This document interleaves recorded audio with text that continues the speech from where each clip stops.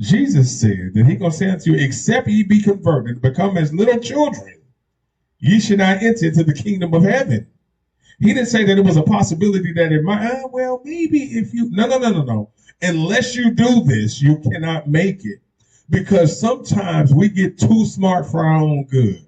We try to get too intelligent and do things too much of our own way.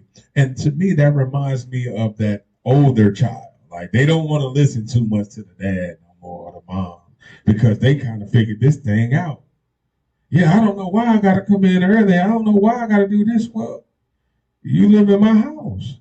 Well, Dad, why are you going in my room? Your room. That's that's my room. I let you borrow while you here. It's attached to my house. What do you mean? Yo, why I go in you're invading my privacy? Boy, this is my house. You ain't got no privacy. You want some privacy, get your own house. Let me calm down. So, that being said, I had to look at it like with God, how much I love my kids. And I see how important it is for them to come from a two-parent home because the mother's so nurturing and so knowing, right, about so much with the child like God. But then the father also loves them, but he can bring in that extra discipline that they need.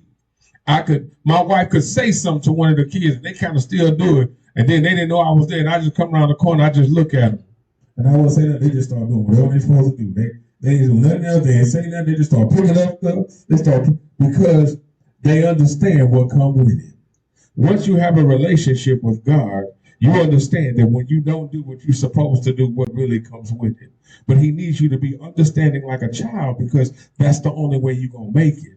Because you don't have enough information to understand what's really going on in this spiritual war that we're in. We're in a warfare.